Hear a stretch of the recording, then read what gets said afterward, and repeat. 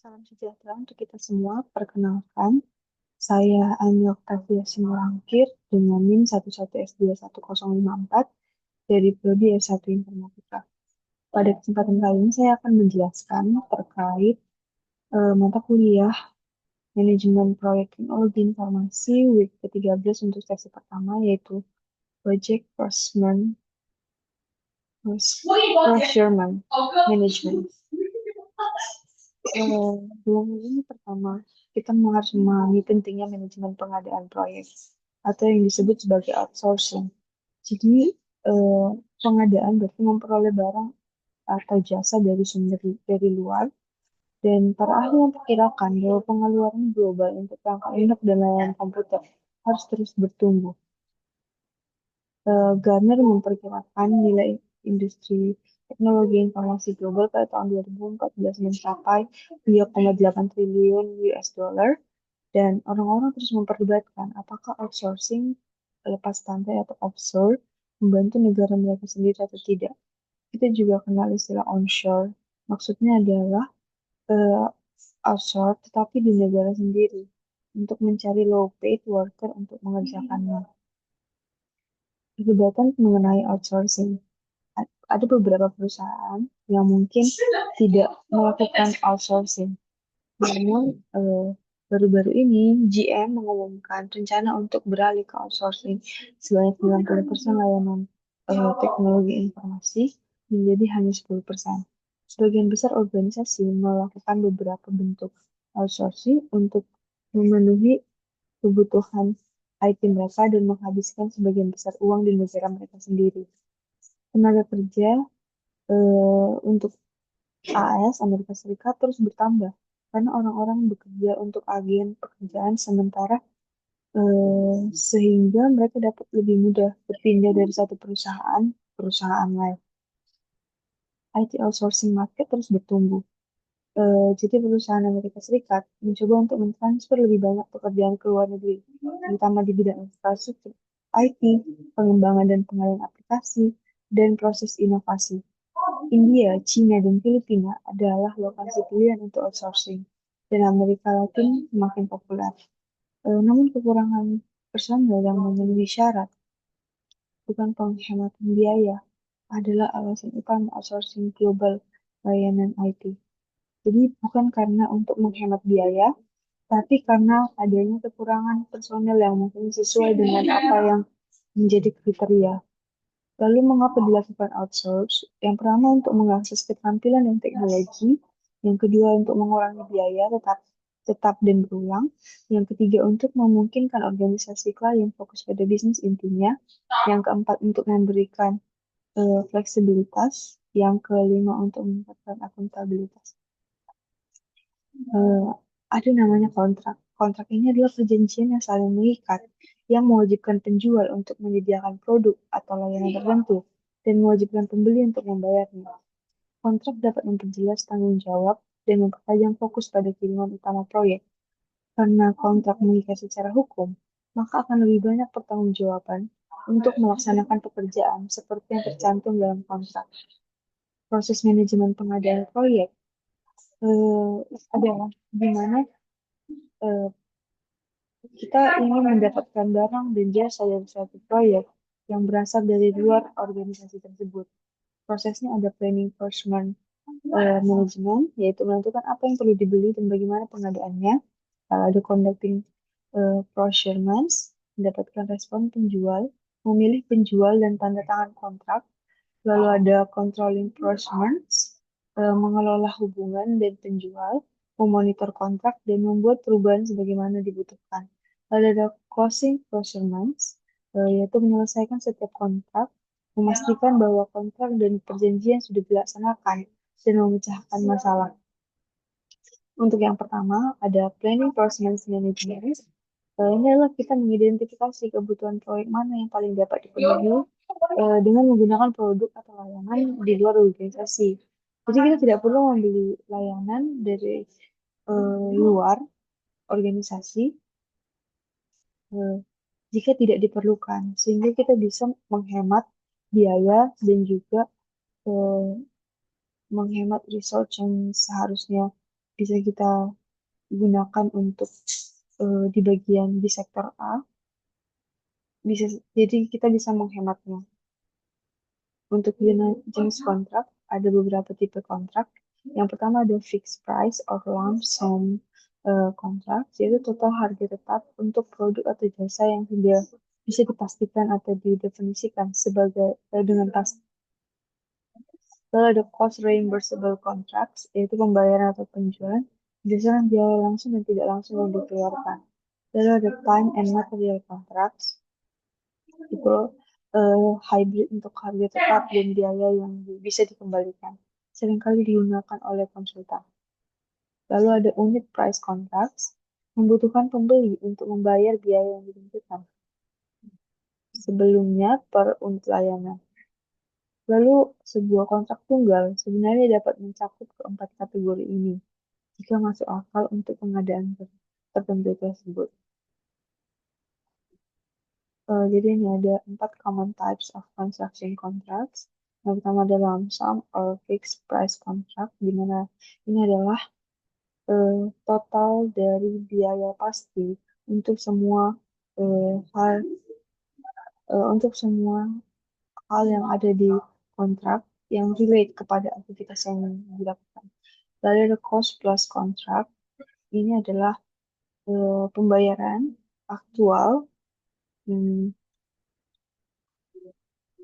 atau lainnya yang mengenerate secara langsung eh, yang digenerate secara langsung dari aktivitas yang dilakukan. Lalu ada time and materials contracts.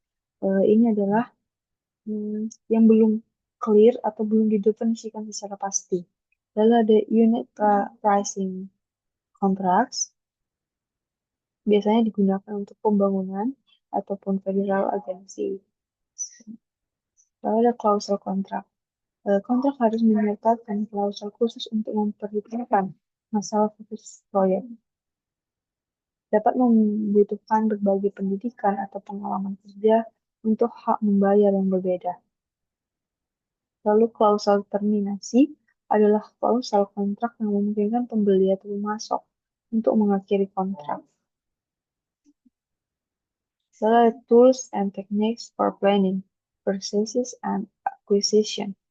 Ada expert judgment atau pendapat pakar, market research atau riset pasar, dan make or buy analysis, yaitu teknik manajemen untuk yang umum digunakan untuk menentukan apakah suatu organisasi harus membuat atau melaksanakan produk atau jasa tertentu dalam organisasi atau membeli dari orang lain. Contoh dari make or buy atau membuat atau membeli. Kita asumsikan bahwa dapat menyewa item yang Anda butuhkan untuk sebuah proyek seharga $800 per hari. Untuk membeli item, biayanya $12.000 ditambah biaya operasional harian $4.400 per hari. Lalu kita harus menentukan berapa lama waktu yang dibutuhkan untuk ditambah dengan biaya sewa. Solusi make or buy. Kita harus membuat persamaan sehingga kedua opsi pembelian dan sewa sama. Contohnya adalah em, ini tadi untuk membeli item, biaya membeli item ditambah dengan biaya operasional harian. Jadi kita samakan dengan eh, kita katakan 400 dikali berapa hari. Nah, kita belum tahu berapa hari yang bisa digunakan. Um, jadi kita misalkan sebagai D. Dan begitu juga dengan ketika kita harus eh, menyewa. Jadi kita menyewa per harinya berapa. Misalnya eh, kita dapatkan 12.000 itu sama dengan 400 D dolar. Jadi kedua sisi ini dapat diketahui hasil D-nya itu adalah 30. Berarti kita membutuhkan barang tersebut hmm, jika kita membutuhkan barang tersebut selama 30 hari, maka akan lebih ekonomis untuk membelinya saja. Untuk dokumen rencana pengadaan, ini menjelaskan bagaimana proses pengadaan akan dikelola, mulai dari mengembangkan dokumentasi, untuk melakukan pembelian dari luar atau akuisasi, hingga penutupan kontrak yang bervariasi berdasarkan kebutuhan proyek. Lalu ada kontrak statement of work. Ini adalah deskripsi pekerjaan yang diperlukan untuk pengadaan. Jika SOW digunakan sebagai bagian dari kontrak untuk mendeskripsikan hanya pekerjaan yang diperlukan untuk kontrak tertentu, itu disebut pernyataan kontrak kerja. Tetapi kalau deskripsi semua pekerjaan yang diperlukan untuk pengadaan sebagai SOW. Jadi dia SOW ini adalah jenis pernyataan ruang lingkup. SOW yang baik memberikan penawaran, pemahaman yang lebih baik tentang ekspektasi pembeli. Contohnya adalah seperti ini. Ada scope of work. Jadi di sini akan dijelaskan bagaimana eh, proyek ini ketika selesai nantinya secara detail, bagaimana spesifikasinya. Lalu ada location of work, menjelaskan di mana seharusnya aplikasi dari proyek ini perform atau tampil atau digunakan. Lalu period of performance, jadi seberapa lama eh, dalam ekspektasi kita si proyek ini bisa berjalan dan bisa memberikan hasil. Lalu ada deliverable schedule, list spesifik deliverable yang bisa kita lakukan selama masa proyek. Lalu ada applicable standard, bagaimana standar yang digunakan dalam menampilkan suatu proyek. Lalu acceptable criteria, yaitu adalah bagaimana deskripsi ketika yang berasal dari organisasi sesuai dengan standar organisasi, sesuai dengan standar pembeli eh, untuk hasil yang diharapkan dapat diterima atau acceptable. Lalu ada special requirements, bagaimana spesifikasi spesial dari setiap kebutuhan-kebutuhan yang diharapkan. Lalu ada dokumen pengadaan. Di sini request for proposal dipakai untuk meminta proposal dari penjual potensial. Proposal adalah dokumen yang disiapkan oleh penjual ketika ada pendekatan yang berbeda untuk memenuhi kebutuhan pembeli. Sementara request for quotes digunakan untuk meminta penawaran atau penawar dari calon pemasok. Jadi bisa disebut sebagai tender atau penawaran adalah dokumen yang disiapkan oleh penjual yang memberikan harga untuk standar barang yang ditentukan dengan jelas oleh pembeli. Contohnya adalah seperti berikut. Kalau ada kriteria pemilihan, kita perlu menyiapkan beberapa kriteria evaluasi sebelum mengeluarkan RFP dan RFQ formal. Kita harus waspada terhadap proposal yang tidak bagus di atas kertas, dan kita harus mengevaluasi faktor-faktor seperti kinerja masa lalu dan pendekatan manajemen. Karena bisa saja hasilnya hasilnya bagus, hasil di proposalnya bagus, tetapi ternyata untuk penerapannya tidak. Jadi kita dapat meminta presentasi teknis sebagai bagian dari proposal. Lalu ada conducting procurements.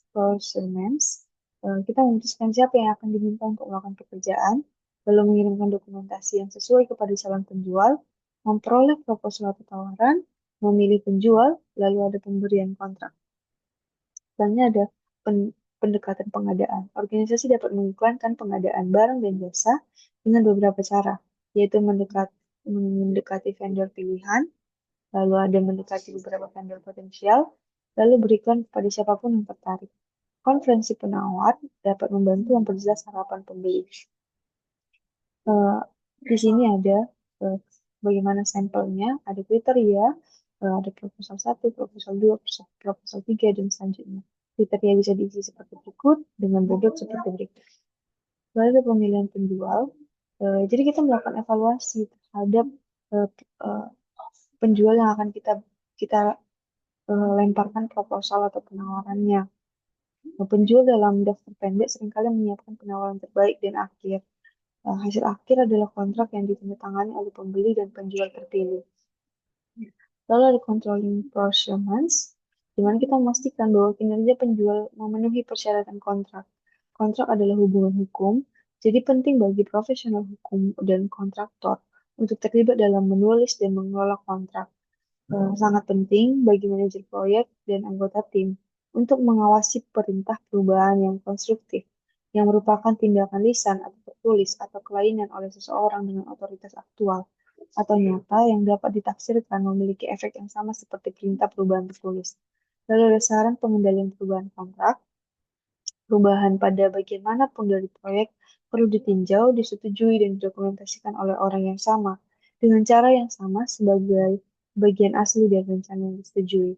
Evaluasi dari setiap perubahan harus mencakup analisis dampak, bagaimana perubahan yang mempengaruhi ruang lingkup, waktu, biaya, dan kualitas barang atau jasa yang disediakan.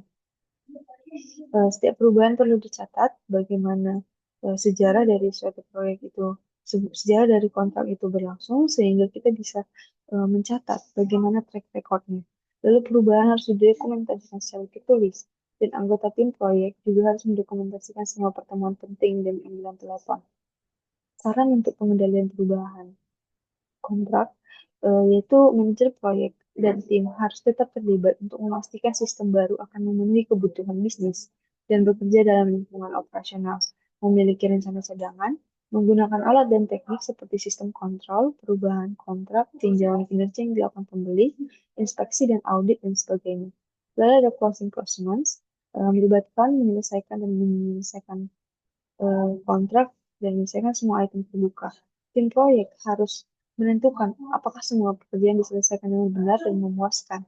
Perbaharui catatan untuk mencerminkan hasil akhir dan informasi arsip yang digunakan di masa mendatang. Kontrak itu sendiri harus mencakup persyaratan untuk penerimaan dan penutupan formal. Ada best practice, yaitu pengadaan yang bisa lebih cerdas. Di sini data scientist membangun model prediktif untuk menganalisis tanggal besar terkait keuangan, pemasaran, dan lainnya. Mengapa tidak membuat model kasus pengadaan? Ekonom perilaku, ekonom perilaku tahu bahwa orang tidak bertindak secara rasional. Lalu mengapa tidak menerapkan irasionalitas untuk keuntungan Anda dalam negosiasi? Ada crowdsourcing, mengumpulkan ide dari sekelompok besar orang. Dapatkah ini berlaku untuk beberapa pengadaan organisasi? Sebagai ringkasan, manajemen pengadaan proyek melibatkan memperoleh barang dan jasa untuk proyek dari luar organisasi. Untuk proses utama meliputi planning, procurement management, conducting. Planning ini kita menentukan apa barang dan jasa uh, yang harus kita berikan penawaran ataupun yang harus kita ambil dari luar, dan bagaimana prospeknya ke depannya. Lalu ada conducting procurement, jadi kita harus bisa uh, melakukan uh, me- me- mengkondak apa saja barang-barang yang sudah kita terima, apa barang dan jasa yang sudah kita terima dari pihak luar, dan kita harus bisa memahami ke arah mana kita memberikan penawaran, ataupun pihak mana yang harus kita berikan penawaran, dan kita harus berhati-hati untuk mempertimbangkannya. Lalu controlling performance, jadi kita harus bisa mengontrol bagaimana eh, barang atau jasa itu kita gunakan ke depannya. Lalu ada closing performance.